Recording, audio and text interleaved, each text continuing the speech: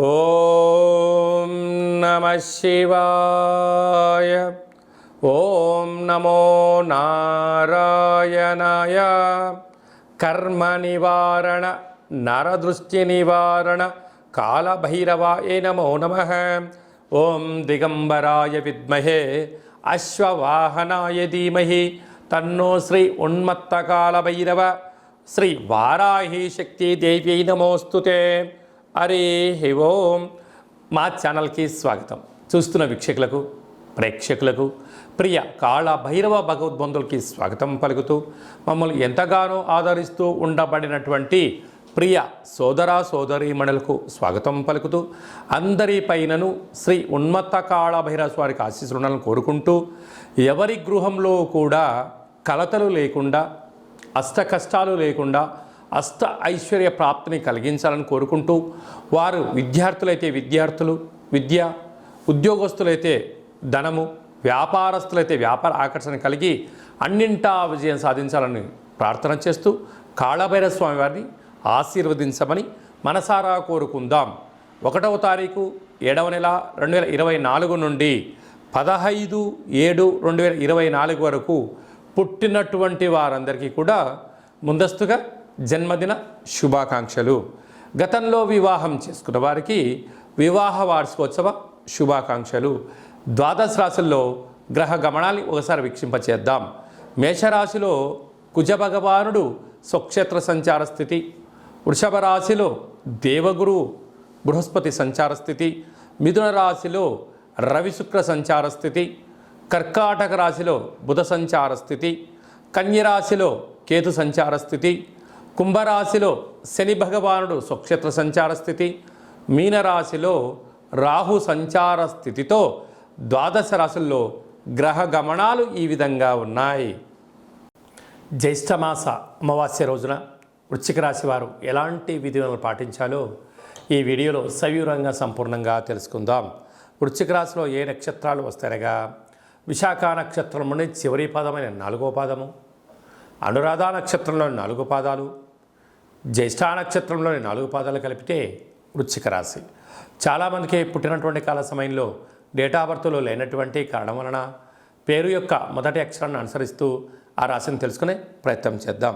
తో, నా, నీ, ను, నే, నో, యా, ఈ, యు అక్షరాల వారందరూ కూడా వృశ్చిక రాశి జాతకులే. వృశ్చిక రాశి యొక్క అధిపతి కుజ భగవానుడు.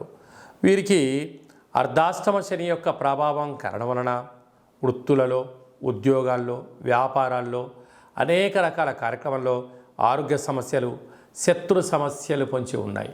ఇలాంటి కాల సమయంలో కళౌ వెంకటనాయక అన్నట్టుగా వెంకటేశ్వర స్వామి వారికి తులసిమాలను సమర్పించడం, లక్ష్మీదేవి అమ్మవారికి పంచామృతాలతో అభిషేకం చేసుకోవడం, కాళభైరవ స్వామి వారి యొక్క దీపము, కూష్మాండ దీపము, ముడుపు, హోమము, కాళభైరవ అష్టకాన్ని వినడం, పక్షులకు ఆహారాన్ని వేయడం, ఆవులకు పచ్చగడ్డిని ఏర్పాటు చేయడం, కుక్కలకు యథాశక్తిగా అన్నదానం చేయడం వలన ఈ యొక్క అర్ధాష్టమ శని యొక్క ప్రభావం తొలగి నరదృష్టి, శత్రు ప్రభావాలు, తామరాకు పైన నీటి బొట్టును ఎలా జారిపోతుందో ఈ యొక్క సమస్యలు తొలగిపోతాయని చెప్పి గమనించాలి. పంచమ స్థానంలో రాహు సంచార స్థితి ఉండడం వలన ఇంట్లో బంధువులు కానీ, మిత్రులు కానీ, స్నేహితులు కానీ, అన్నదమ్ముళ్ళు కానీ, అక్క చెల్లెలు మీ మాట వినే పరిస్థితి ఉండదు అని చెప్పి గమనించాలి. 6వ స్థానంలో కుజ భగవానుడు స్వక్షేత్రకంగా సంచారం చేయడం వలన భూములు, వ్యాపారము, ధనపరమైన యోగము, కొత్త వాహనాలు, క్రయ విక్రయాలు యోగదాయకమని చెప్పి గమనించాలి.